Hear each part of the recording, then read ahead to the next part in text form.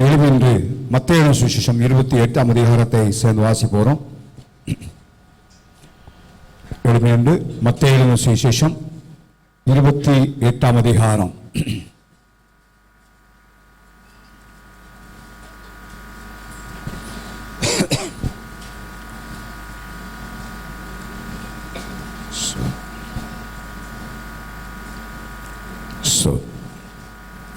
மத்தேயு சுவிசேஷம் 28ஆம் அதிகாரம் எல்லாம் சேர்ந்து வாசிப்போம். ஓய்வு நாள் முடிந்து வாரத்தின் முதலாம் நாள் விடிந்து வருகையில் மகதலேனா மரியாளும் மற்ற மரியாளும் கல்லறையை பார்க்க வந்தார்கள். அப்பொழுது பூமி மிகவும் அதிரும்படி கர்த்தருடைய தூதன் வானத்திலிருந்து இறங்கி வந்து வாசலிருந்த கல்லை புரட்டி தள்ளி அதன் மேல் உட்கார்ந்தான். அவருடைய ரூபம் மின்னலை போலவும் அவருடைய வஸ்திரம் உறைந்த மலையைப் போல வெண்மையாயிருக்கும் இருந்தது. காவலர் அவனுக்கு பயந்ததினால் திடுக்கிட்டு செத்தோடு போலானார்கள். தூதன் அந்த ஸ்திரீயை நோக்கி, நீங்கள் பயப்படாதிருங்கள், சிலுவையில் அறையப்பட்ட இயேசுவை தேடுங்கள் என்று அறிவேன். அவர் இங்கே இல்லை, தாம் சொன்னபடியே உயிர்த்தெழுந்தார். கர்த்தரை வைத்த இடத்தை வந்து பாருங்கள். சீக்கிரமாய் போய் அவர் மரித்தோரிலிருந்து எழுந்தார் என்று அவருடைய சீஷர்களுக்கு சொல்லுங்கள். அவர் உங்களுக்கு முன்னே கலிலேயாவுக்கு போகிறார், அங்கே அவரை காண்பீர்கள். இதோ உங்களுக்கு சொன்னேன் என்றான். அவர்கள் பயத்தோடும் மகா சந்தோஷத்தோடும் கல்லறை விட்டு சீக்கிரமாய் புறப்பட்டு அவருடைய சீஷலுக்கு அறிவிக்க ஓடினார்கள். அவர்கள் அவருடைய சீஷலுக்கு அறிவிக்க போகிற போது இயேசுதாமே அவளுக்கு எதிர்பட்டு வாழ்க என்றார். அவர்கள் கிட்ட வந்து அவர் பாதங்களை தழுவி அவரை பணிந்து கொண்டார்கள். அப்பொழுது இயேசு அவர்கள் நோக்கி, பயப்படாதிருங்கள், நீங்கள் போய் என் சகோதரர் கலிலேயாவுக்கு போகும்படி அவர்களுக்கு சொல்லுங்கள், அங்கே அவர்கள் என்னை காண்பார்கள் என்றார். அவர்கள் போகையில் காவல்துறையில் சிலர் நகரத்துக்குள்ளே வந்து நடந்த யாவற்றையும் பிரதான ஆசாரியனுக்கு அறிவித்தார்கள். இவர்கள் மூப்பரோடே கூடி வந்து ஆலோசனை பண்ணி சேவருக்கு வேண்டிய பணத்தை கொடுத்து, நாங்கள் நித்திரை பண்ணுகையில் அவருடைய சீஷர்கள் ராத்திரிலே வந்து அவரை களவாய் கொண்டு போய்விட்டார்கள் என்று சொல்லுங்கள். தேசாதிபதி கேள்வியானால் நாங்கள் அவரை சம்மதப்படுத்தி உங்களை தப்புவிப்போம் என்றார்கள். அவள் பணத்தை வாங்கி கொண்டு தங்களுக்கு போதிக்கப்பட்டபடியே செய்தார்கள். இந்த பேச்சு யூதர்களுக்குள்ளே இந்நாள் வரைக்கும் பிரசித்தமாக இருக்கிறது. 11 சீஷர்களும் கலிலேயாவிலே இயேசு உங்களுக்கு குறித்திருந்த மலைக்கு போனார்கள். அங்கே அவர்கள் அவரை கண்டு பணிந்து கொண்டார்கள். சிலரோ சந்தேகப்பட்டார்கள். அப்பொழுது இயேசு சமீபத்தில் வந்து அவர்கள் நோக்கி, வானத்திலும் பூமியிலும் சகல அதிகாரமும் எனக்கு கொடுக்கப்பட்டிருக்கிறது. ஆகையால் நீங்கள் புறப்பட்டு போய் சகல ஜாதியிலும் சீஷராக்கி பிதா குமாரன் பசுத்தாவின் நாமத்தினாலே அவர்களுக்கு ஞானஸ்தானம் கொடுத்து, நான் உங்களுக்கு கட்டளையிட்ட யாவையும் அவள் கை கொள்ளும்படி உங்களுக்கு உபதேசம் பண்ணுங்கள். இதோ உலகத்தின் முடிவரிலும் சகல நாட்களிலும் நான் உடனே கூட இருக்கிறேன் என்றார். ஆமென். உட்காரோ. உயிர்த்தெழுந்த நாளன்று நடந்த சம்பவத்தை இந்த 28ஆம் அதிகாரத்திலே நாம் வாசிக்கிறோம். இதில் பல காரியங்கள் ஆண்டவருடைய உயிர்த்தலை குறித்து சம்பந்தப்படுத்தி சொல்லப்பட்ட பல காரியங்களை நாம் பார்க்கிறோம். அதில் ஒரே ஒரு வார்த்தையை மையமாய் வைத்து ஆண்டவர் சொன்ன தைரியப்படுத்தும்படியாய் உற்சாகமடையும்படியாய் சொன்ன ஒரு 5 வார்த்தைகளை நான் சொல்லி முடிக்கும்படி விரும்புகிறேன். 28ஆம் அதிகாரம் 8ஆம் வசனத்தில் நான் வாசிக்கும் பொழுது, அவர்கள் அவருடைய சீஷர்களுக்கு அறிவிக்க போகிற போது இயேசுதாமே அவர்களுக்கு எதிர்பட்டு என்ன சொன்னாரா? வாழ்க என்றார். ஹல்லேலூயா, ஹல்லேலூயா. இப்ப யாருக்கு வாழ்த்து சொல்றது?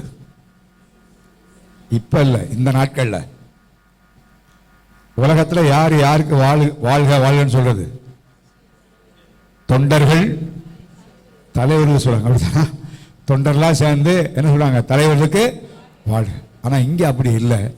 நம்முடைய ஆண்டவர் தம்முடைய ஜனங்களை பார்த்து சொல்றாரு. என்ன சொல்றாரு? வாழ்க. நீங்க ஒருவேளை மற்றவர்கள் இந்த உலகத்தில் வாழ்கன்னு சொல்லும் பொழுது அது எப்படி சொல்லலாம் தெரியாது. இருதயத்தின் ஆழத்தில் சொல்றாங்களா, இல்ல காசை வாங்கிட்டு சொல்றாங்களா, அதெல்லாம் தெரியாது. ஆனா ஆண்டவர் வாழ்க என்று சொல்லும் பொழுது இட் இஸ் மீனிங்ஃபுல். ஒரு அர்த்தம் நிறைந்த வார்த்தை. அந்த வாழ்க என்ற வார்த்தையுடைய பொருளை அல்லது அது எழுதப்பட்ட அந்த கிரேக்க வார்த்தையிலிருந்து சொல்லப்படுகிற அர்த்தங்களை நான் பார்க்கும் பொழுது, உங்களுக்கு சந்தோஷம் உண்டாவதாக, ஜாய் டு யூ, உங்களுக்கு சந்தோஷம் உண்டாவதாக, பி கிளாட், நீங்க சந்தோஷமாயிருங்கள், டு ரிஜாய்ஸ் எக்ஸீடிங்லி, மிகவும் அதிகமாய் மகிழ்ச்சியாயிருங்கள் என்றெல்லாம் அந்த வார்த்தையுடைய பொருள் இருக்கிறது. சோ வாழ்க என்ற வார்த்தையுடைய ஆண்டவர் வாழ்த்தும் பொழுது, ஒரு சந்தோஷம் உண்டாவதாக, நீங்கள் மகிழ்ச்சியாயிருங்கள், அதிகமான மகிழ்ச்சியோடு இருங்கள் என்று சொல்லி அவர்களை வாழ்த்துகிறார். இந்த உலகத்தில் ஆண்டவர் வாழ்ந்த நாட்களிலே சீஷர்களை கடிந்து கொண்ட சம்பவங்கள் ஏராளம் உண்டு. அவருடைய அவிசுவாசத்தை குறித்து, அவருடைய சிந்தனைகளை குறித்து, பல காரியங்களை குறித்து ஆண்டவர் கடிந்து கொண்டது உண்டு. ஆனால் உயிர்த்தெழுந்த நாள் அன்று ஆண்டவர் அவளை வாழ்த்துவது மாத்திரமல்ல, அவளை தைரியப்படுத்தபடியான சில வார்த்தைகளை சொன்னதை நாம் பார்க்க போகிறோம். அதே வார்த்தையை தான் கர்த்தர் இந்த கடைசி நாட்களிலே வாழ்கிற நமக்கும், உலகம் முழுவதும் இயேசுவின் உயிர்த்தெழுதலை நினைக்கிற இந்த நாளிலே அதை நினைப்பூட்டும்படியாக தேவன் விரும்புகிறார். முதல் வார்த்தையாக நீ வாசிக்கிறானால் 10ஆம் வசனத்திலே வாசிக்கிறோம், அவர் வாழ்க என்று சொன்ன மாத்திரத்திலே அவர்கள் கிட்ட வந்து அவர் பாதங்களை தழுவி அவர் என்ன செய்தாங்கன்னா பணிந்து கொண்டார்கள். எப்படி தெரியுமா அவங்களுக்கு? அவர்கள் இருந்த சூழ்நிலை மிக மோசமான ஒரு சூழ்நிலை, பயம் நிறைந்த சூழ்நிலை. தாங்கள் நம்பியிருந்த இயேசு அவர் தங்களை விட்டு போய்விட்டார் என்கிற ஒரு நிலைமை. அந்த நிலைமையில இயேசு அவர்களுக்கு எதிர்பட்டு வாழ்க என்று சொன்ன உடனே பாதங்களை தழுவி கிட்ட வந்தவரை பணிந்து கொண்டார்கள். அப்பொழுது ஆண்டவர் இயேசு சொன்ன வார்த்தை, அவர்களை நோக்கி என்ன செய்யாதீர்கள், பயப்படாதீர்கள். பாத்தீங்கன்னா ஆண்டவர் இயேசு அவர் பாலகனாய் இந்த உலகத்தில் பிறந்த வேளையிலும் சொல்லப்பட்ட செய்தி என்ன தெரியுமா? பயப்படாதீர்கள்.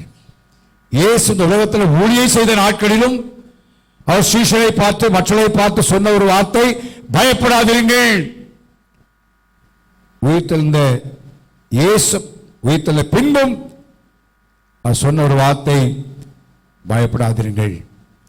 8ஆம் வசனத்தில் வாசிக்கிறோம், அந்த ஸ்திரீகள் தூதனை பார்க்கிறார்கள், அவர் இங்கே இல்லை, சொன்னபடியே என்ன செய்தாருங்க, உயிர்த்தெழுந்தா சொல்லும் பொழுது 8ஆம் வசனத்தில் அவர்கள் ஒரு பக்கம் சந்தோஷம் இருக்கு, ஆனா இன்னொரு பக்கம் என்னவா, பயம். ஆகவே அந்த சூழ்நிலை பயப்படுகிற சூழ்நிலை, பயந்த நிலைமைகள். ஆண்டவர் பயப்படாதீர்கள் சொன்னார். மிக அருமையான தேவனுடைய பிள்ளைகளே, நாம் இருக்கிற சூழ்நிலை, நாம் வாழ்ந்து கொண்டிருக்கிற உலகம், நாம் இன்றைக்கு சந்திக்கிற காரியங்கள், பயமுறுத்துகிற காரியங்கள், பயப்படுகிற காரியத்தை மத்தியிலே வாழ்ந்து கொண்டிருக்கிறோம். ஆனால் உயிர்த்தெழுந்த இயேசு நம்மை தைரியப்படுத்தி சொல்கிறார், என்ன வந்தாலும் நீங்கள் பயப்பட வேண்டிய அவசியம் இல்லை. ஹல்லேலூயா, ஹல்லேலூயா.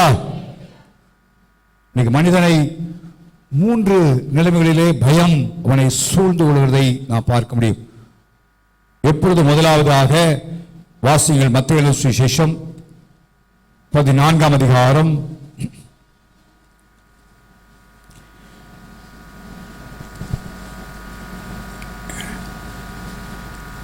22ஆம் வசனத்தை வாசிப்போமானால்,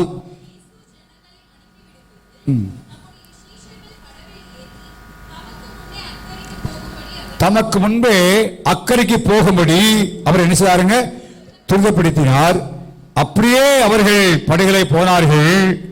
அப்படி போகும்பொழுது எதிர்காற்றாய் இருந்தபடியினால் அலைகளினால் என்ன செய்தாங்க, அலைப்பட்டது. வாசிங்க 25ஆம் வசனம்.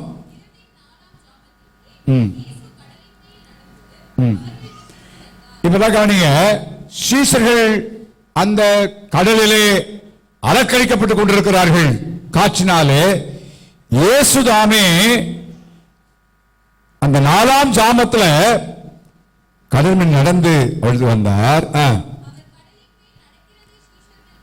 கண்டு, நல்லா கவனிங்க, சீஷர்கள் என்ன செய்தார்கள்? கண்டு கலக்கமடைந்து. அப்ப எப்படி பயம் வருது தெரியுமா உங்களுக்கு? பார்க்கிறதுனால, சில காரியங்களை நாம் பார்ப்பதனாலே அந்த பார்க்கிற காரியங்கள் நமக்கு எதை உண்டாக்குறது? பயத்தை உண்டாக்குறது. முன்னால நமக்கு டிவி இல்லை, யூடியூப் இல்லை, ஒன்றும் கிடையாது. அந்த நாட்டில் சீனா கொண்டு போட்டுச்சு, அப்படி போட்டுச்சு, இப்படி போட்டுச்சு, கேள்விப்பட்டோம், அவ்வளோதான். ஆனால் இன்னைக்கு வீட்டில் இருக்கிற டிவி மூலமாக என்ன செய்கிறோம்? பார்க்கும்போதே என்ன செய்யுங்க? பயம். பார்ப்பது என்பது பயத்தை உண்டாக்குற ஒன்று. பார்ப்பதினால் பயம். சீஷர்கள் ஏன்னா இதுவரைக்கும் இயேசு கடல் நடந்து பார்க்கல, அதனால கடல் நடந்து வந்த உடனே பயப்படுகிறார். பழைய ஏற்பாட்டில் செங்கடலை பிளந்து, அந்த செங்கடலை என்ன செய்யாருங்க? பிளந்து நடத்தினார். யோர்தானை பிளந்து ஜன்னலை கொண்டு போனார். ஆனா இங்க எது மேல நடந்து வராரா? கடல் மேல. கலக்கம், பயம். இன்றைக்கு நாம் வாழ்கிற உலகத்தில் நம்மை சுற்றி நடக்கிற காரியங்களை பார்க்கும் பொழுது நமக்கு ஆட்டோமேட்டிக்கா என்ன வரலாம்? பயம் ஏற்படலாம். ஆனா ஆண்டவர் சொல்றாரு, பயப்படாதீர்கள். ஹல்லேலூயா, ஹல்லேலூயா. யாத்ராமத்து புத்தகம் 14ஆம் அதிகாரத்திலும் நாம் பார்க்கிறோம். யாத்ராமத்து புத்தகம் 14ஆம் அதிகாரம் 10 வாசிங்க. இஸ்ரவேல் ஜனங்கள் எகிப்தை விட்டு வெளியே வந்த நிலை வாசிங்க. பார்வோன் சமீபத்து வருகிறது, தங்கள் கண்களை ஏறெடுத்து பார்த்து மிகவும் நினைச்சார்கள். நான் சொல்ற காரணம், பார்ப்பதனாலே நம்முடைய வாழ்க்கை என்ன உண்டாகிறது? பயம் உண்டாகிறது. பார்க்கணும், சுற்றி பல காரியம் நடக்குது. இதெல்லாம் பார்க்கும்பொழுது நமக்கு பயம் ஏற்படுகிறது. கர்த்தர் இதெல்லாம் நடக்க வேண்டும் சொல்லுகிறார். யுத்தங்களையும் யுத்தத்தின் செய்திகளையும் என்ன செய்வீர்கள்? கேள்விப்படுவீர்கள். ஆண்டவர் சொல்லாத காரியம் நடக்கவே இல்லை. ஆண்டவர் சொன்ன காரியம் நடந்து கொண்டிருக்கிறது. அதை நாம் கண்களினால் பார்க்கிறோம். ஆனா இந்த நாட்களில் ஆண்டவர் சொன்ன வார்த்தை பயம். பயப்படாதீர்கள். பயம் வரும். பார்ப்பதனால் பயம் ஏற்படலாம். இஸ்ரவேல் ஜனங்கள் தேவனை தெய்வமாய் கொண்டிருந்தாலும் 1 சாமுவேல் புத்தகம் 17ஆம் அதிகாரத்தில் வாசிக்கிறோம். வாசியங்கள் 24ஆம் வசனம். 1 சாமுவேல் 17:24.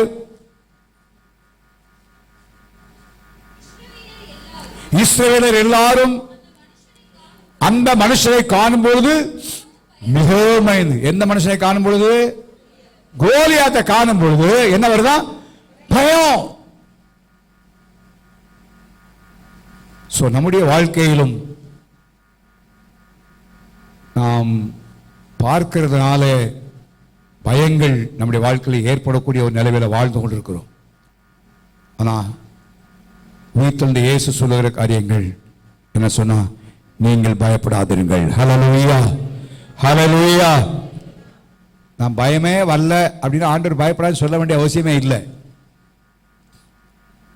அந்த எலிசாவின் வேலைக்காரன் 2 6ஆம் அதிகாரத்தை வாசிக்கிறோம். வெளியே பார்த்து சுற்றிலும் சேனை இருக்கு, அதை பார்த்து பயப்படுறான். ஐயோ என்ன செய்ய போகிறோம்? கதறுகிறான். அருமையான தேவனுடைய பிள்ளைகளே, இன்றைக்கு நாம் பார்ப்பதனால் பயம் நம்முடைய வாழ்க்கையில் ஏற்படக்கூடலாம். இரண்டாவதாக கேட்பதனால நம்முடைய வாழ்க்கையிலே பயம்.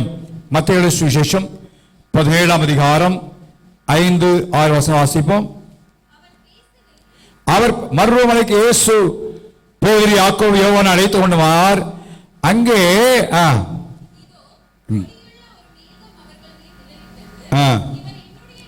இவரின் நேசகுமாரன், இவரில் பிரியமாயிருக்கிறேன். ஒரு சத்தம் உண்டாயிற்று. சீஷர்கள் அதை கேட்டு பாருங்க, கேட்பதின் மூலமாகவும் என்ன உண்டாகிறது? பயம் உண்டாகிறது. கேட்கிறோம். நம்ம உலகத்தில் அதான் சொல்றோம், உலகத்தில் இருக்கிறோம், நாம் தவிர்க்க முடியாது. நாம் பார்த்ததால் கண்ணினால் பார்க்கிறோம், காதலினால் கேட்கக்கூடிய நிலைமை பயத்தை உண்டாக்குற ஒரு நிலைமை உண்டாகிறது. யோசுவாவின் புத்தகம் 2ஆம் அதிகாரத்திலே வாசிக்கிறோம். யோசுவாவின் புத்தகம் 2ஆம் அதிகாரத்திலே நான் பார்க்கும் பொழுது அங்கே சொல்லப்பட்ட ஒரு வார்த்தையை வாசிக்கிறோம். யோசுவாவின் புத்தகம் 2ஆம் அதிகாரம் 9 முதல் வசனம் வாசி பார்ப்போம்.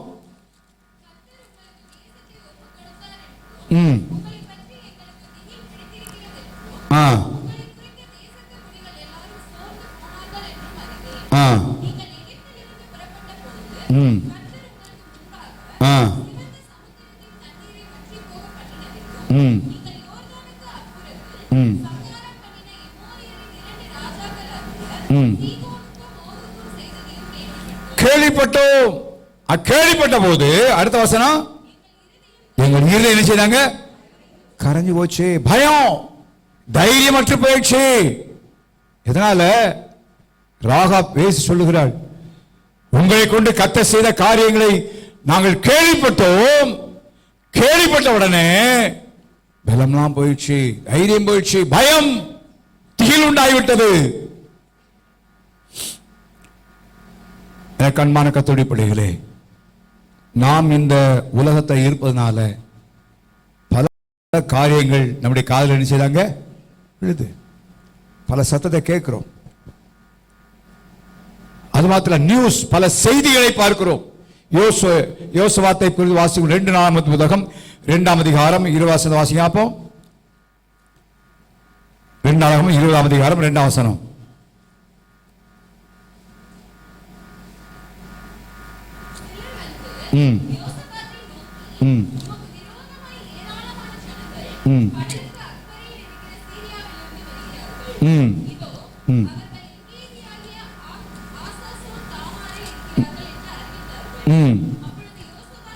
அப்பொழுது யோசபாத், அப்ப நமக்கு ஒரு செய்தியின் மூலமாக நமக்கு தனிப்பட்ட சில செய்தி சொல்லுகிறாங்க. அந்த செய்தி நம்ம என்ன செய்தாங்க? பயமுறுத்துகிறது. நான் என்ன சொல்றேன், இந்த நாட்களில் நடைமுறைப்படுத்தப்பட்ட காலத்தை வாழ்றோம். பல காலில் பார்ப்பதனால பயம், சில காலில் கேள்விப்படும் பயம், சில செய்திகள் நமக்கு நேரடியாகவே சொல்லப்படுகிறது. அதனால பயம் நேரடியாக வந்து யோசுவாத்திலே சொல்லுகிறார்கள். அதை கேட்ட மாத்திரத்திலே அவன் பயந்து என்று எழுதப்பட்டதை வாசிக்கிறோம். பயப்படுகிறார்கள். இந்த காலவெளியிலே நம்முடைய வாழ்க்கையிலும் அந்த உலகத்தில் இருப்பதனால நாம் இந்த உலகத்தில் நடக்கிற காரியங்களுக்கெல்லாம் விதிவிலக்கானவர் அல்ல என்பதை நம்ம அறிந்து கொள்ள வேணும்.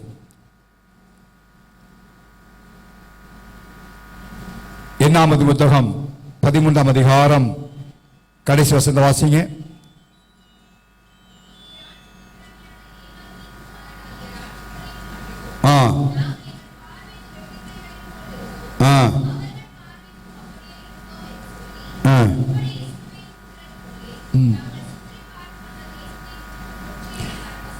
என்ன செய்தி பரவ செய்தானா?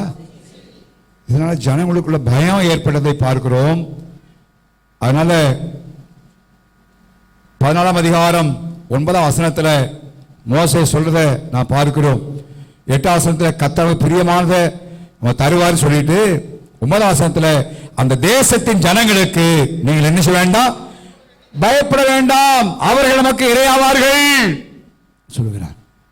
பல கவனிங்க, அந்த கடைசி நாட்களிலே நம்மை பயமுறுத்துகிற காரியங்களை பார்க்கலாம், கேட்கலாம், நம்மை சுற்றி நடக்கலாம். ஆனால் ஆண்டவர் எனக்கு உங்களுக்கு சொல்றாரு, பயப்படாதே. ஹல்லேலூயா, ஹல்லேலூயா, பயப்படாதீர்கள் ஆண்டவர் சொல்றார். அவன் வார்த்தையை இந்த கால்வெளியை பற்றிக் கொள்வோம். சொல்ல பயம் நிறைந்த சூழ்நிலை தான். இன்னும் என்ன நடக்குமோ தெரியாது. அடுத்தடுத்த காரியங்கள் என்ன சம்பவிக்க நமக்கு தெரியாது. மிக மோசமான நிலைமைக்குள்ளே போய் கொண்டிருக்கிறது. அநேகர் இது அப்படியே மூன்றாம் உலக யுத்தமாய் ஆரம்பித்து விடுமோ என்று சொல்லுகிற நிலைமையெல்லாம் இருக்கிறதை பார்க்கிறோம். என்ன காரியம் நடந்தாலும் வேதவசனம் நிறைவேறுதல் இருக்கிறது. உயிர் தந்த இயேசு எனக்கு உங்களுக்கு சொன்ன வார்த்தை, நீ என்ன செய்யாத, பயப்படாதிருங்கள், பயப்படாதிருங்கள். அந்த வார்த்தை நமக்குள்ள ரீங்காரட்டும், நமக்குள்ள அப்படியே சத்தம் அடட்டும். ஆண்டவர் பயப்படாது சொல்லுகிறார்.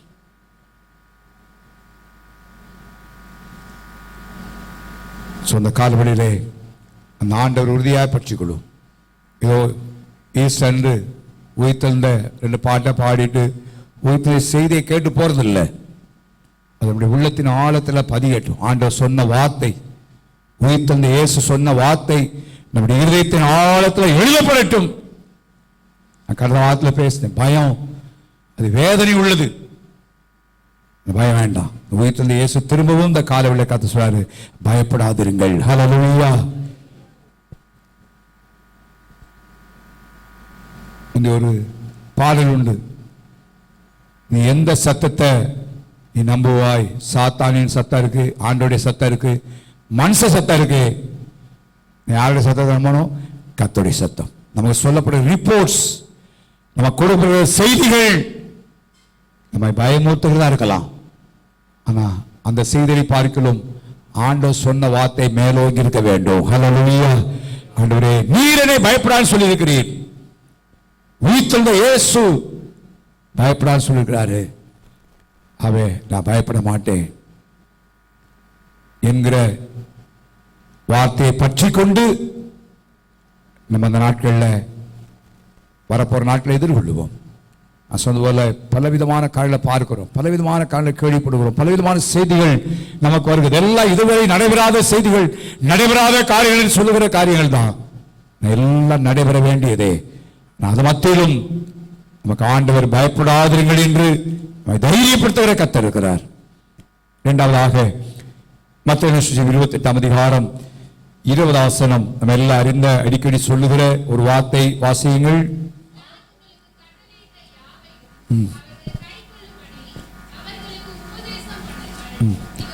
இதோ உலகத்தின் முடிவு பரியந்தமும் சகல நாட்களிலும்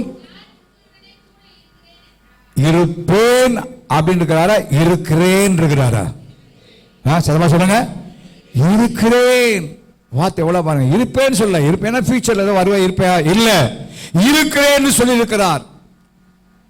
மோசே அவரை பார்த்து நாமம் என்ன ஆண்டவரே கேட்கும் பொழுது, நான் இருக்கிறவராக என்ன செய்றேன்? இருக்கிறேன். சகல நாட்களிலும் நம்மோடு என்ன செய்யாருங்க? கூட இருக்கிறார். இந்த வார்த்தை சொல்றதல்ல, நம்மை உணர்ந்து கொள்ள வேண்டும், நம்மை அறிந்து கொள்ள வேண்டும். எங்க போனாலும் வந்தாலும் என் ஆண்டவர் என்னோடு, உயிர்த்தெழுந்த இயேசு என் கூட என்ன செய்யாருங்க? இருக்கிறார். லூக்கா சுவிசேஷம் 24ஆம் அதிகாரத்திலே இயேசு உயிர்த்தெழுந்த நாள் நடந்த சம்பவத்தை நான் நினைப்பூட்ட முடியாது விரும்புகிறேன். லூக்கா சுவிசேஷம் 24ஆம் அதிகாரத்திலே இயேசு உயிர்த்தெழுந்த நாள் அன்று மாலையிலே சீஷர்கள் எம்மாவூருக்கு அவர்கள் போய்க்கொண்டார்கள் என்பதாக நான் வாசிக்கிறோம். வாசிங்க 13 வசனம்.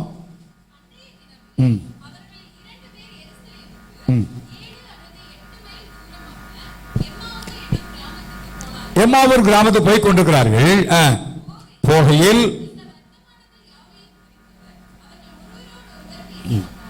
எந்த வர்த்தமானங்களை குறித்து இயேசு சிறுவையில் அறையப்பட்டது உயிரோடுமே சொன்னாரு. அப்படி நடந்த அவர் சொன்ன காரியங்களா பேசிக்கொண்டே போகிறார்கள்.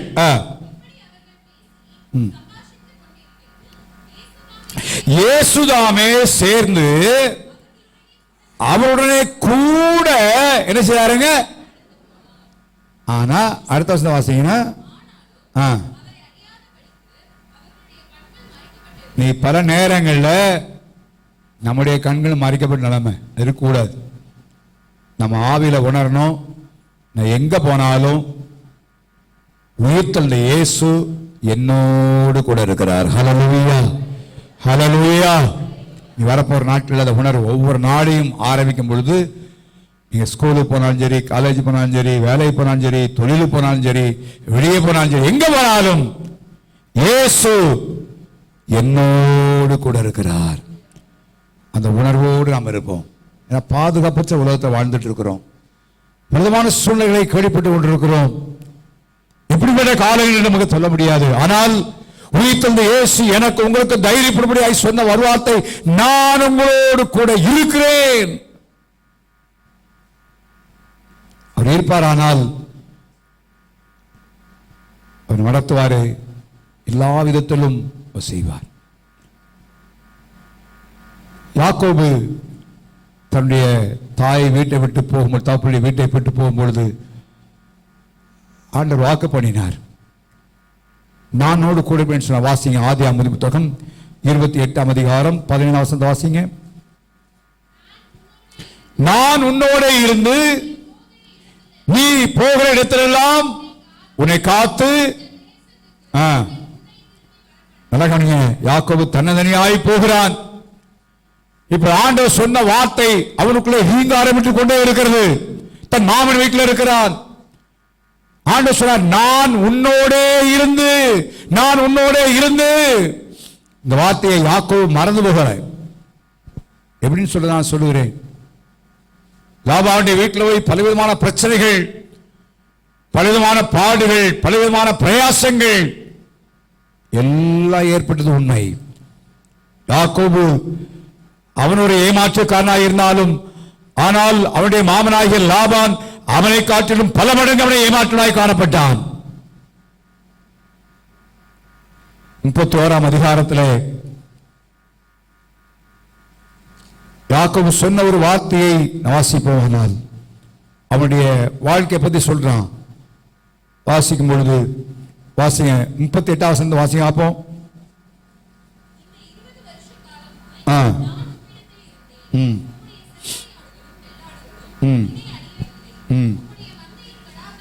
இப்ப யாக்கோபுவை விரட்டி போட்டு போன நிலைமையில தான் சொல்றான், இப்படிதான் நான் இருந்தேன். 39ஆம் வசனம்.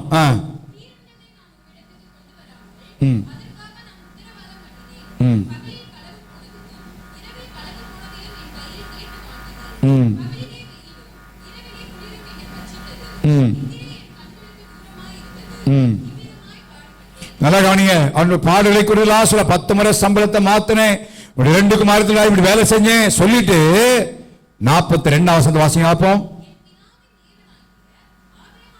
ஆபிரகாமின் தேவனும் என்னோடு இராமற் போனால் எப்படி அனுப்பியிருப்ப? அப்ப யாக்கோவுக்கு ஒரு உணர்வு இருந்துச்சு, உன்னோடு கூட இருப்பேன்னு சொன்ன ஆண்டவர் என்ன செய்யாரிப்ப? என்னோடு கூட இருக்கிறார். நான் படுற பிரயாசம், நான் படுற கஷ்டம் எல்லாவற்றிலும் என்னோடு கூட இருக்கிறார். தைரியமா சொல்றான். ஆபிரகாமின் தேவன், ஈசாக்கின் தேவனுமாகிய தேவன் என்னோடு கூட இராமற் போயிருப்பார், ஆனால் என்ன நீ வெறுமையாக்கி விட்டுருப்பாப்பா. அவர் என்ன சொன்னார்? நான் உன்னோடு இருப்பேன்னு சொன்னாரு, என் கூட இருக்கிறார். இந்த காலவெளியிலே நம்முடைய வாழ்க்கையிலும் எங்கு போனாலும் வந்தாலும் நம்மோடு ஆண்டவர் கூட இருக்கிறார். அந்த உணர்வோடு நம்ம காணப்படுவது அவசியம். அந்த கான்சியன்ஸ், அந்த எண்ணம் நமக்குள்ள எல்லா நேரமும் அது உள்ள பதிக்கப்படட்டும்.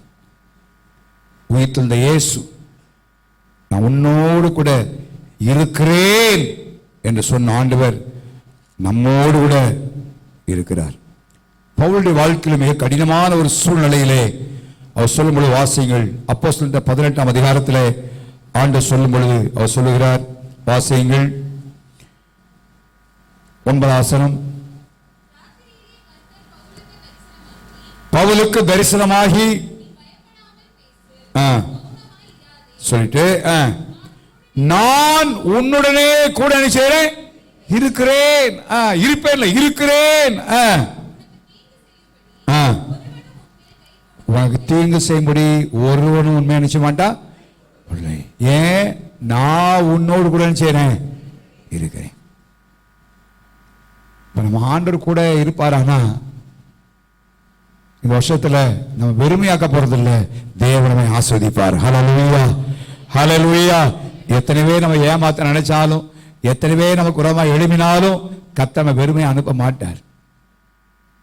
ஒருவரும் கூட சொல்ல பவுலுக்கு இந்த தைரியம் பாருங்க. ஆண்டவர் பேச தைரியமா பேசப்பா பவுலே, நீ பயப்படாமல் பேசு. பயம் அப்ப அவனுக்கு இருக்கு. அல்ல ஆண்டவர் பயப்படான்னு சொல்லாரு. ஏன்? நான் உன்னோடு கூட என்ன செய்றேன்? இருக்கிறேன். அப்ப ஆண்டவர் நம்மோடு கூட இருக்கிறார் என்ற உணர்வோடு இருப்போமானா நான் பயப்பட வேண்டிய அவசியம் இல்லை. உயிர்த்தெழுந்த இயேசு என்னோடு கூட உங்களோடு கூட அவர் இருக்கிறார். அவர் மரித்தவர் அல்ல, மரித்து போல. இன்னைக்கும் இருக்கிறேன்னு சொன்ன ஆண்டவர் இருந்தோடே இருக்கிறார். நம்ம அதை உணர வேண்டும். நம்ம அதை ஒவ்வொரு நாளும் அதை நம்முடைய எண்ணங்களை கொண்டு வந்து விசுவாசித்து நடைமுறையிலே அதை நம்மை பயிற்சி செய்ய வேண்டும். அப்படியானால் இந்த வரப்போகிற நாட்கள் நமக்கு ஆசிரியக்கப்பட்ட நாட்களாய் காணப்படும். மார்க் எழுதிய சுவிசேஷம் 16ஆம் அதிகாரம் 17-18 வாசிங்க பார்ப்போம்.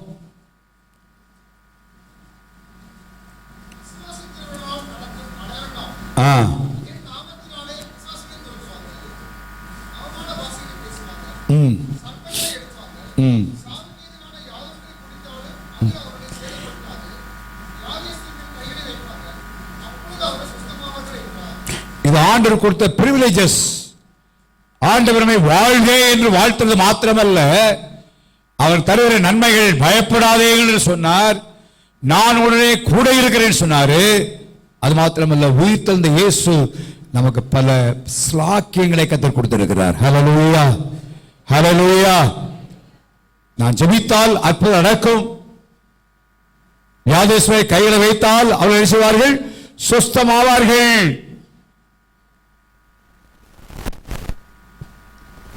தீமையான ஒன்று நம்ம என்ன செய்ய அணுக போவது இல்லை. பவுலுடைய வாழ்க்கையில பார்க்கிறோம். மிலித்தா தீவிரை போய் எல்லாரும் குளிர் வாய்ந்து கொண்டிருக்கும் பொழுது அவனும் சில வெறுப்புகளை கட்டளை வைத்து போடுறான். விரியன் மாமு அன்வைத்தவனை என்ன செய்யாங்க? எல்லாரும் வீக்கம் கண்டு செத்து போனாச்சாங்க. இல்லை, சாவுக்கு ஏதுவான ஒன்று என்ன செய்யாதாங்க? சேதப்படுது. இன்னைக்கு நம்ம சாப்பாடுன்னு சாப்பிட்ற பல சாப்பாடுல பாயசம் இருக்கத்தான் செய்யுது. ஆனா கத்ததான் என்ன செய்யாருங்க? பாதுகாக்கிறார். சாது சிங்கஸ்துடைய வாழ்க்கையில ஒரு முறை அவருடைய தகப்பனே பால்ல விஷம் கொடுத்து அனுப்பினார். கத்தனை பாதுகாத்தார்.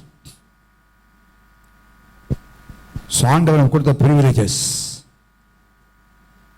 உயிர்த்தெழுந்த இயேசு நமக்கு கொடுத்திருக்கிறார். ஒன்றும் உங்களை என்ன செய்ய சேதப்படுத்தாத விசுவாசிப்போமானால் நடக்கும்.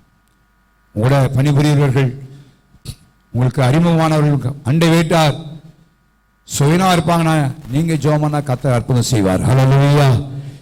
ஜெபிப்பது நம்ம, அற்புதம் செய்யறது யாரு? அவர்தான். என்னுடைய பக்தியினாலோ என்னுடைய திறமையினாலோ அல்ல, தேவன் நல்லவராயிருப்பதனாலே அவர் அற்புதம் செய்கிறார். தேவன் நமக்கு கொடுத்திருக்கிற சாக்கியத்தை நாம் பயன்படுத்த வேண்டும். தேவன் கொடுத்திருக்கிற பாக்கியங்களை நாம் பயன்படுத்த வேண்டும். நம்மளவாய் கர்த்தர் செய்வார். சாதாரண வரப்போகிற நாட்களில் சாதாரண மக்களை கொண்டு கர்த்தர் பெரிய பெரிய காரியங்களை செய்ய போகிறார். ஹல்லேலூயா. நானும் நீங்களும் கிறிஸ்து இயேசுவின் சரீரத்தில் அவயமாய் இருக்கிறதுனாலே அவங்களை கொண்டே கர்த்தர் கிரியை செய்ய போகிறார். ஒரு 2 காரியம் சொல்லி நான் முடிக்க விரும்புகிறேன். யோவான் சுவிசேஷம் 20ஆம் அதிகாரம் 10ஆம் வசனம் வாசிங்க.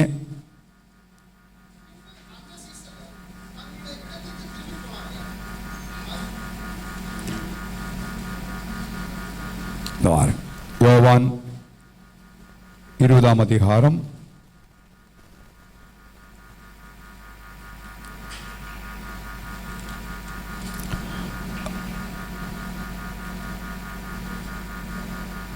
19 வாசிங்க.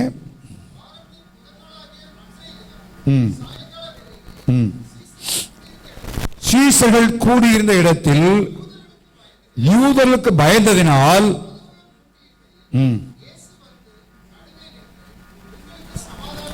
ஆண்டவர் சொன்ன வார்த்தை என்ன சொல்றாரு? உங்களுக்கு சமாதானம். இந்த கடைசி நாட்களிலே கர்த்தர் நமக்கு சொல்லுகிற வார்த்தை தான். உயிர்த்தெழுந்த நாளில் சொல்ற வார்த்தை, வாழ்கை என்று வாழ்த்திட்டு அவர் சொல்றாரு, உங்களுக்கு என்ன உண்டாகட்டும்? சமாதானம். நமக்கு தெரியும், நீ உலக நாடுகளில் எந்த நாடுகளிலும் சமாதானம் இல்லை. ஒருவேளை இந்த யுத்தம் தொடருமானால் ஒருவருக்கு ஒருவர் போட்டி போட்டுக் கொண்டு பல காரியத்தை செய்து கொண்டிருக்கிறத பார்க்கிறோம். அழிவை ஏற்படுத்தி கொண்டிருக்கிறத பார்க்கிறோம். அதனால பல தேசங்களில் எல்லா தேசங்களிலும் கவலைக்குள்ளாக்கப்பட்ட நிலைமையை பார்க்கிறோம். வளைகுடா பிரதேசங்களில் வேலை செய்வடைய பெற்றோர் கவலைக்குள்ளாக்கப்படுறதை பார்க்கிறோம். நடக்கிற காரியங்கள். ஆனா இயேசு உயிர்த்தெழுந்த இயேசு சொல்றாரு, உங்களுக்கு என்ன உண்டாகட்டும்? சமாதானம். சமாதான பிரபு, சமாதான காரணர் அவரே. உயிர்த்தெழுந்த நாளிலே அவர் சொன்ன ஒரு காரியம் தெரியும், நீ வரப்போற நாட்களில் உலகத்தில் சமாதானம் இல்லை. தேவன் சமாதானம் கொடுக்கிறார். அங்கே வாசிக்கிறோம், பயந்து இருக்கிறார்கள். யூதருக்கு பயந்ததினால இயேசு அந்த பூட்டப்பட்ட அறைக்குள்ளே செய்தார். அடுத்து அந்த 26 வசனம் வாசிங்கன்னா, அது பிறகு பார்க்கிறோம். வாசிங்க. மறுபடியும் 8 நாளை பின்பு யாருன்னா சொல்லப்படுகிறது? ஏன்னா அன்னைக்கு யாரு கிடையாது, தோமா இல்லை. தோமாவும் அவரோடு கூட இருக்கிறான்.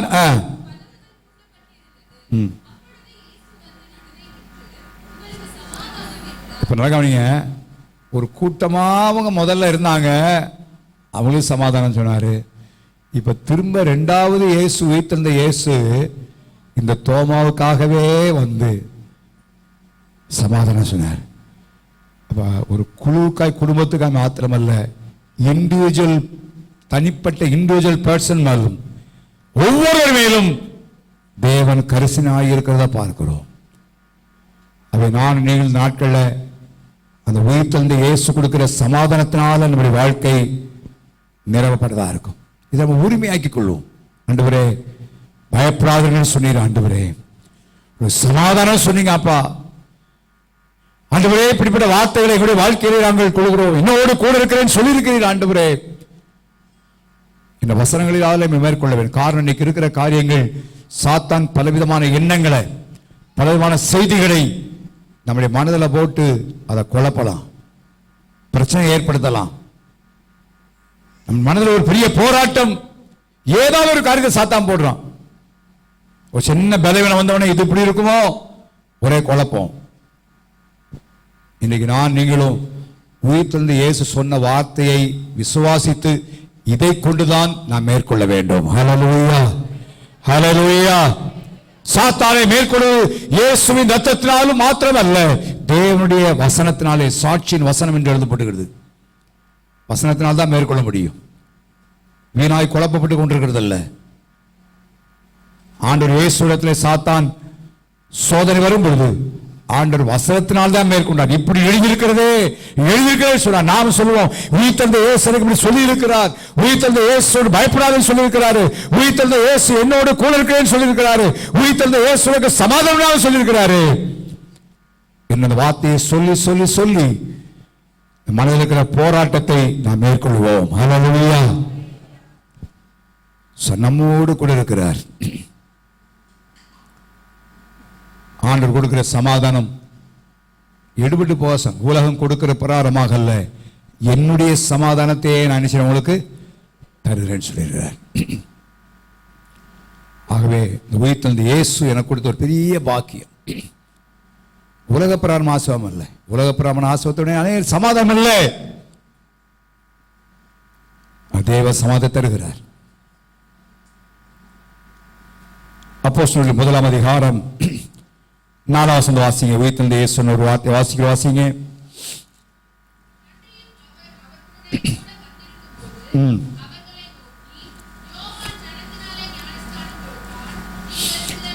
நீங்கள் சில நாளைக்குள்ளே பரிசுத்த ஆவியினாலே நினைவீர்கள். ஆண்டவர் உயிர்த்தெழுந்த இயேசு சொன்ன ஒரு காரியம், நீங்கள் பரிசுத்த ஆவியினாலே ஞானஸ்தானம் பெறுவீர்கள். You will receive the Holy Spirit. இயேசு உயிர்த்தெழுந்ததினாலே எனக்கு உங்களுக்கும் கொடுக்கப்பட்ட ஒரு பெரிய பாக்கியம் என்னன்னா பரிசுத்த ஆவியானுடைய அபிஷேகம். ஹல்லேலூயா, ஹல்லேலூயா. ஆண்டவர் சொன்னாரு, நான் போன பிறகு தேற்றல் வாங்க என்ன செய்யுங்க, அனுப்புவேன். எதற்காக பரிசுத்த ஆவியானவர்? அப்போஸ்தலர் 1 அதிகாரம் 8 வசனத்தில் நான் வாசிக்கிறோம், to receive God's power, தேவனுடைய வல்லமையை பெற்றுக் கொள்ளும்படியாய் இந்த உலகத்திலே நானும் நீங்களும் நம்முடைய சொந்த பலத்தினால வாழ முடியாது, சொந்த பலத்தினாலே ஜீவிக்க முடியாது. அல்லாஹ் பரிசுத்தம் வரும்போது நீங்கள் பலன் அடைந்து you receive the power, பலனை பெற்றுக் கொள்வீர்கள். நான் நீங்களும் நாளை தேவன் சொன்ன காரியம் பரிசுத்தாய் பெறுவீர்கள். அந்த ஆவியின் அபிஷேகம் நமக்காய் கொடுக்கப்பட்டிருக்கிறது. பரிசுத்த ஆவியினால் நிரப்பப்பட்ட ஒரு வாழ்க்கை, ஒரு பலனுள்ள ஒரு வாழ்க்கை. சீசர்களிலே பேதுருவை குறித்து சொல்லும் பொழுது, பேதுரு, யாக்கோபு, யோவான் 3 பேரும் ரொம்ப நெருக்கமானவர்கள் இயேசுவுக்கு. அதில் பேதுரு எந்த காரியமானாலும் முன்னிட்டு செய்கிறதை பார்க்கிறோம். கடல்ல தூண்டில் போட்டு மீன் வாயில இருக்கிற வரிக்காசு எடுக்கணுமா, எடுக்கிறான். ஆண்டவரே நீரே ஆனால் கடல் மேல் நடந்து வர கட்டளையிடும், கடல் மேல் நடந்தான். ஆண்டவர் சிலுவை மரணத்துக்கு முன்பதாக எல்லாரும் என்னை விட்டு போயிருவீங்கப்பான்னு சொன்னாரு. அவன் சொன்னான், யார் போனா நான் என்ன செய்ய மாட்டேன், போக மாட்டேன், காவலும் சாவலும் மோடு பின்பற்றுவேன்னு சொன்னான். சிலுவை மரணத்தை குறித்து இயேசு சொல்லும் பொழுது அவரை தனியே அழைத்துக் கொண்டு போய் இதெல்லாம் உனக்கு என்ன செய்வாங்க சம்பவிக்கூடிய ரொம்ப நெருக்கமான உறவை கொண்டவன். காவலானாலும் சரி சாவலாலும் சரி நம்ம பின்பற்றுவேன்னு சொன்னான். ஆனா காட்டி கொடுக்கப்பட்ட ராத்திரி விடையதே ஆண்டவர் சொன்ன வார்த்தைப்படி மறுதலித்தான். அவருக்கு தெரியாது, நான் இல்ல, சபித்தான், சத்தியமணினான். பலன் இல்லை. ஆசை இருந்துச்சு, வைராக்கியம் இருந்தது, ஆனா அவனுக்குள்ள என்ன இல்லை, ஸ்ட்ரென்த் இல்லை. ஆனா அதே பேதுரு அப்போஸ்தலர் 2 அதிகாரத்திலே பரிசுத்தாவின் அபிஷேகத்தால் நிரப்பப்பட்டான். நிரப்பப்பட்ட வேளையிலே 17 தேசத்தார் அந்த பெந்தேகோஸ்தே பண்டிகை நாளன்று வந்திருக்காங்க எருசலேமுக்கு. அவன் நின்று தைரியமா பிரசங்கம் பண்ணுகிறான். கர்த்தராகிய இயேசு கிறிஸ்துவை நீங்கள் சிலுவையில் அறிந்தீர்கள், பிதாவாகிய தேவன் அவரை உயிரோடு எழுப்பினார், அதற்கு நாங்கள் சாட்சிகள். ஹல்லேலூயா. எப்படி ஆவின் அபிஷேகம் விசுவாசிகள் ஒவ்வொருடைய வாழ்க்கையிலும் எதை பெற்றுக்கொண்டாலும் பெற்றுக்கொள்ளாவிட்டாலும் ஆவியின் அபிஷேகத்தை கட்டாயம் பெற்றுக்கொள்ள வேண்டும். ஹல்லேலூயா, ஹல்லேலூயா. அது நமக்கு துணையாளர், இஸ் a comforter, கூட இருக்கிறார் என்று எழுதப்படுகிறது. ஆண்டவருக்கு வாக்குப்படி இருக்கிறார். அந்த ஆசீர்வாதத்தை தேவன் சிலுவை மரணத்தின் மூலமாய் அவர் உயிர்த்தெழுந்த பின்பு அவர் நமக்கு அருள் செய்திருக்கிறார். அதை நாம் பெற்றுக்கொள்ள வேண்டும். பெற்றுக்கொள்வதே நிபந்தனை. ஆண்டவர் சொல்றார், மாம்சமான யாவர் மேலும் என் ஆவியை என்ன செய்வேன், ஊற்றுவேன். இரண்டாவது, நம்ம தாகமா இருந்தா ஆவின் அபிஷேகத்தை செய்யலாம், ஆவின் அபிஷேகத்தை நான் பெற்றுக்கொள்ள வேண்டும் என்று தாகத்தோடு இருப்போமானால் எந்த நேரத்திலும் எந்த இடத்திலும் கர்த்தர் தம்மை பரிசுத்த அபிஷேகத்தால் நிரப்புவார். ஹல்லேலூயா.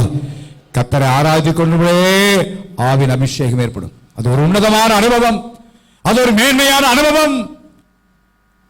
இந்த காலையில் அதை தந்திருக்கிறாங்க சொன்னார். உயிர்த்தெழுந்த இயேசு சொன்னார், நீங்க பெறுவீர்கள். பெற்றுக்கொண்டார்கள். அப்போஸ்தலர் 2 அதிகாரத்தில் நான் பார்க்கிறோம், இன்றைக்கு ஊற்றப்பட்ட ஆவியை நான் நீங்கள் பெற்றுக்கொள்ள முடியும். அபிஷேகத்தை பெற்றுக்கொள்ளாம இருந்தா வாஞ்சி, ஆண்டவரே உயிர்த்தெழுந்த நாள் அன்று உயிர்த்தெழுந்த இயேசு நீங்கள் ஆவின் அபிஷேகத்தை பெறுவேன் சொன்னீரப்பா, அந்த ஒரு பெரிய பாக்கியத்தை நானும் பெற்றுக்கொள்ள உதவி செய்யும் சொல்லுவோம். இப்பேற்பட்ட மேன்மையான ஆசீர்வாதங்களை தந்துகிறார். ஆவின் அபிஷேகம் வல்லமை தரு மாத்திரமல்ல, அவர் நமக்கு வழிகாட்டியாகவும் நமக்கு இருக்கிறார் என்று பார்க்கிறோம். வழிகாட்டியா இருக்கிறார். அவை நாட்களில் ஆவின் அபிஷேகத்தை பெற்றுக் கொள்வதற்கு நாம் வாஞ்சிப்போம்.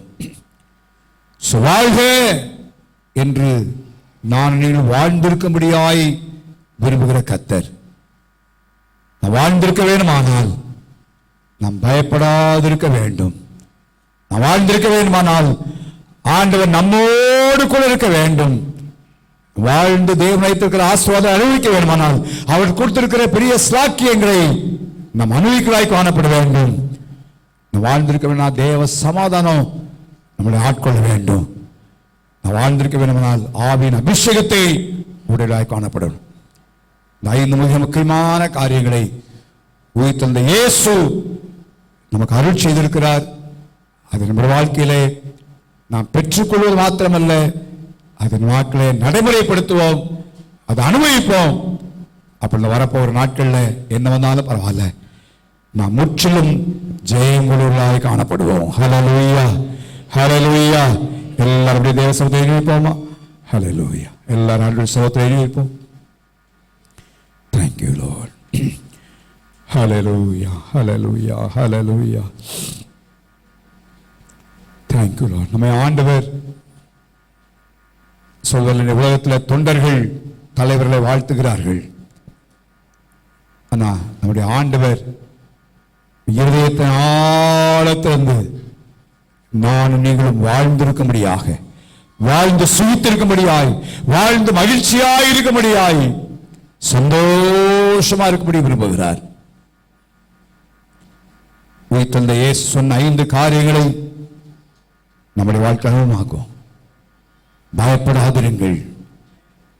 எதை பார்த்து நீங்க பயந்துட்டு இருக்கிறீங்க? எந்த சத்தம் உங்க காதல பயத்தை உருவாக்கி கொண்டிருக்கிறது? யார் சொன்ன செய்தி உங்க காதல பயத்தை உண்டாக்கி இருக்கிறது? உலகத்தில் இருக்கிறோம் தவிர்க்க முடியாத காரியங்கள். ஆனா இதன் மத்தியில் எல்லா சத்தத்துக்கு மேல உயிர்த்தெழுந்த இயேசு சொன்ன சத்தம் பெரிதாய் மாறட்டும். பயப்படாதீர்கள் என்று இயேசு சொன்ன, உயிர்த்தெழுந்த இயேசு சொன்ன அந்த வார்த்தை எல்லா சத்தத்திற்கும் மேலோகட்டும். நம்ம உலகத்தில் இருக்கிறதுனால, பார்ப்பதனால பயம் வரத்தான் செய்யுது, கேட்பதனால பயம் வரத்தான் செய்யுது, சில செய்திகள் நமக்கு சொல்லப்படும்போது பயம் ஏற்படுத்தான் செய்யுது. ஆனா இதன் மத்தியில் இந்த காலவெளியிலே உயிர்த்தெழுந்த இயேசு சொன்ன பயப்படாத என்ற வார்த்தை எல்லாவற்றையும் மேற்கொள்வதாக, மேற்கொள்வதாக. எல்லா பயங்களும் காலவெளியிலே இயேசு வார்த்தையினாலே நம்மை விட்டு நீங்கி போவதாக. நானோடு கூட இருக்கிறேன் சொன்னார். இருப்பேன், இருக்கிறேன், இப்பொழுது இருந்து கொண்டிருக்கிறார்.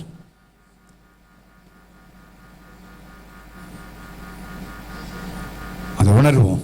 யாக்கோபு அதை உணர்ந்தான். என் கூட ஆண்டவர் இருக்கிறார், ஆண்டவர் இருக்கிறார். வெயில், கஷ்டம், கடினம், லாபான் செய்த பல காரியம் எல்லாத்திலையும் ஆண்டவர் என் கூட இருக்கிறாரு. அதனாலதான் என்னோடு இராமல் போனா என்னை வெறுமையா போயிரு பாப்பா, என் கூட இருக்கிறார். எங்களோட வேலை மத்தியில, படிப்பின் மத்தியில, தொழில் மத்தியில அவர் என்னோடு கூட இருக்கிறார். உயிர்த்தெழுந்த இயேசு என்னோடு கூட இருக்கிறார் உணர்வோடு இருப்போமானால் நாம் வெறுமையாக போவதில்லை. கர்த்தர் மிகுந்த ஆசீர்வாதங்களை போகிறார். ஹல்லேலூயா.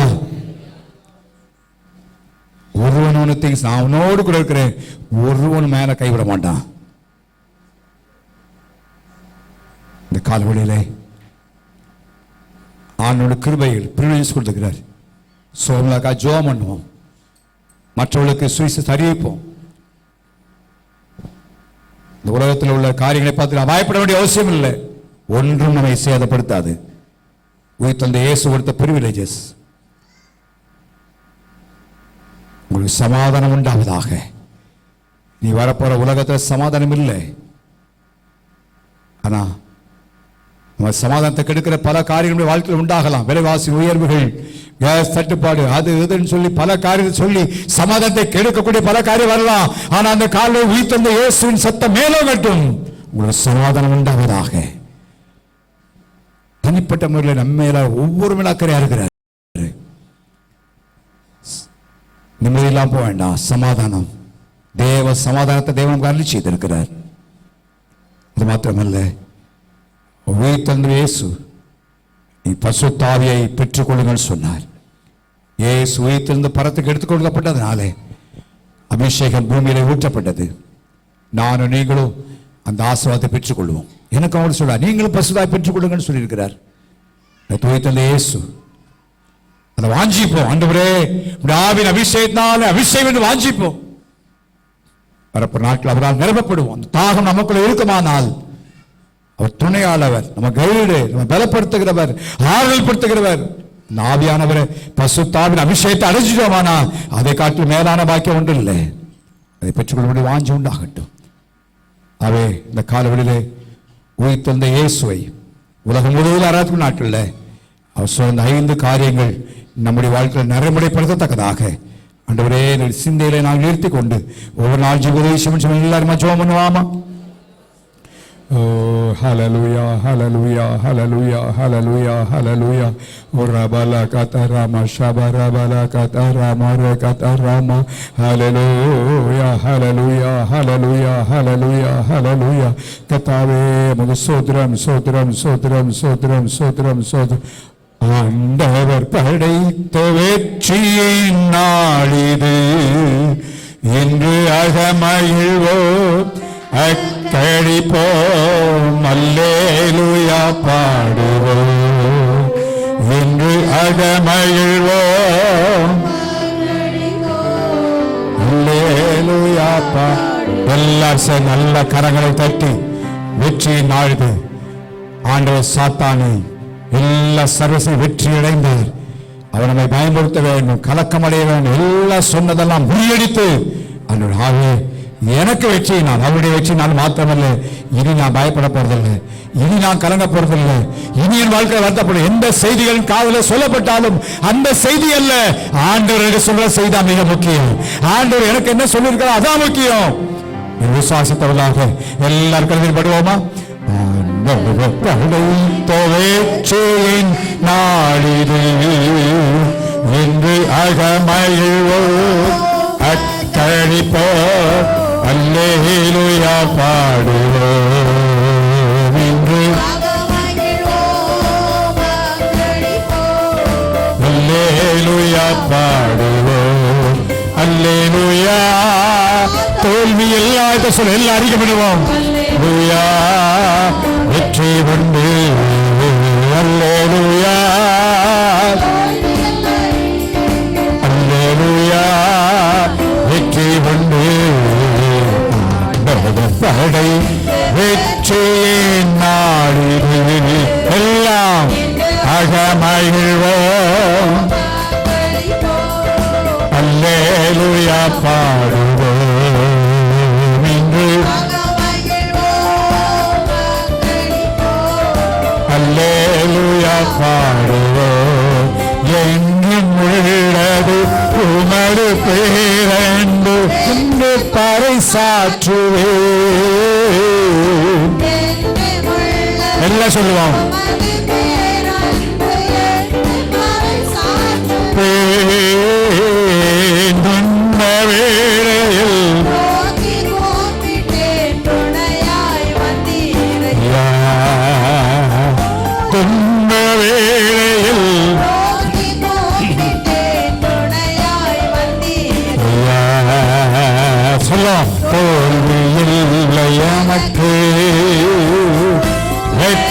பவனி செல்வோம் தோல்வியில்லை நமக்கு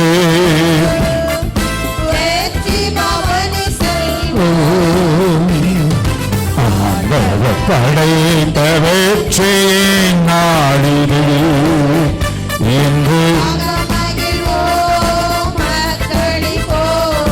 அல்லேலூயா பாடுவோம் இன்று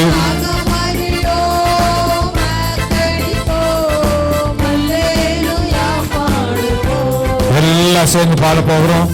எனக்கு உதவியிடும் என் ஆண்டவர் என்னோடு கூட இருக்கிறார். எனக்கு உதவிக்கூடிய ஆண்டவர் என்னோடு கூட இருக்கிறாரு, என் பக்கம் இருக்கிறாரு. எது வரட்டும் நான் பயப்பட போறதில்லை.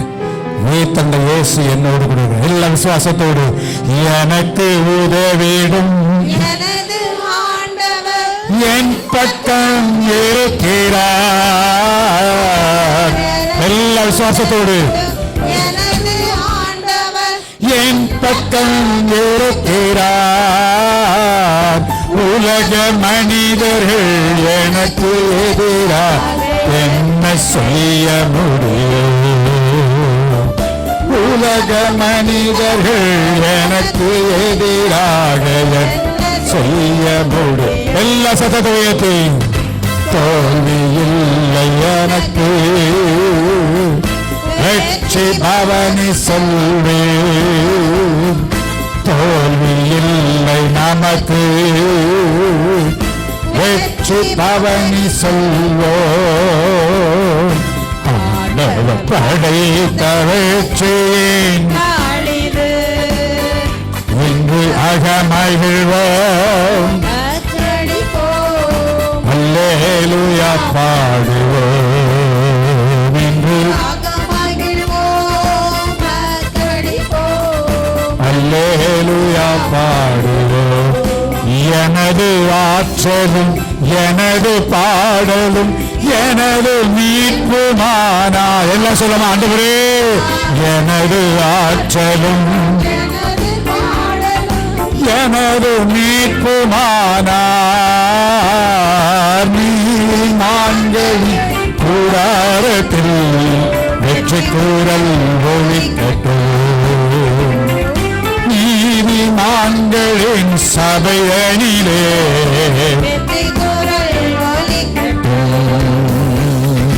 தோல்வி இல்லை எனக்கு,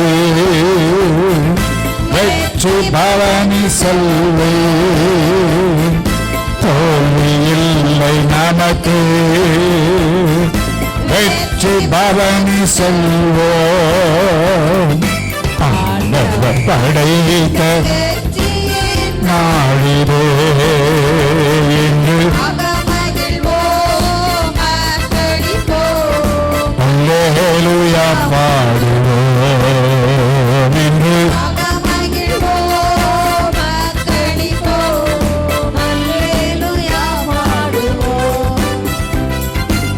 ஆண்டவரே, நீ வெற்றி சிறந்த நாளை இந்த நாளில் நான் நினைவுறும்படியாய் நீர் பாராட்டின கிருபைகளுக்காய் ஸ்தோத்திரம்.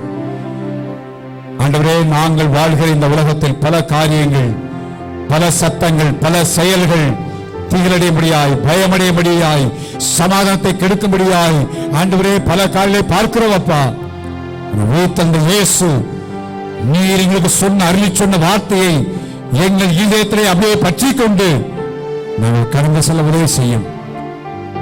ஆண்டவரே, பயம் நிறைந்த சூழ்நிலைகள், பயம் நிறைந்த சத்தங்கள், பயம் நிறைந்த செய்திகள், பயம் நிறைந்த காரியங்கள் எங்களை சுற்றி நடக்கவே பார்க்கிற ஆண்டவரே, ஆனால் மத்தியிலே பயப்படாதீர்கள் என்று சொன்ன உங்களுடைய சத்தம் எங்களுடைய வாழ்க்கையிலே எல்லா சத்தத்திற்கும் மேலாய் தொழிப்பதாக நீர் எங்களோடு கூட இருக்கிறீர் என்ற உணர்வோடு நாள் ஒவ்வொரு நாளும் எங்களுக்கு கொடுத்த சாக்கியங்கள் எல்லாம் பயன்படுத்த உதவி செய்யும். சமாதானத்தின் உலகத்தில் உங்களுடைய சமாதானம் எங்கள் எல்லாரையும் ஆட்கொள்ளட்டும். ஆண்டவரே, இன்னும் ஆவின் அபிஷேகத்தை பெறாதவர்கள் ஆவின் அபிஷேகத்தால் நிரப்பப்பட தேவ ஆவியானவரே நீ அனுகரிச்சபடியாய் சொல்லிக்கிறோம். நீர் வெற்றி சிறந்ததுனாலே எங்களுக்கு நீ வெற்றி சிறந்திருக்கிறப்பா. நீர் வாழ்ந்திருக்கும்படியாக எங்கள் வாழ்த்தின ஆண்டவர் என்னால் நினைவுறுந்த 5 காரியங்களையும் நாங்கள் வாழ்க்கையை நடைமுறைப்படுத்திக் கொண்டு செல்ல கர்த்தர் உதவிச்சும்படியாக ஜெபிக்கிறோம். வந்த ஒவ்வொரு ஆஸ்வதியும் இந்த வாரம் செய்யப்படுற வேலைகள், பிரயாணங்கள், படிப்புகள், தொழில் எல்லாவற்றையும் கொடுறோம். சமயஸ்தான வெளியிடத்தை, வெளிமாநிலத்தை, வெளிதேசம் எல்லா பிள்ளைகளை பாதுகாத்து நீங்களை ஆஸ்வதிக்கும்படியாக ஜெபிக்கிறோம். 2000 அபிஷேகத்தை பொறுப்படும். உமக்கே நாங்கள் சகல கனத்தையும் துதியையும் இயேசுவின் நாமத்தோடு கொண்டுள்ள பிதாவே. ரத்தத்தில் மறைந்துள்ளே, இயேசு ரத்தத்தில் மறைந்துள்ளே, இயேசு ரத்தத்தில் மறைந்துள்ளே, தீங்கும் என்னை அணிவாரே, தீங்கும் என்னை அணிவாரே, தீங்கில்லை, தீங்கில்லை, தீங்கில்லை,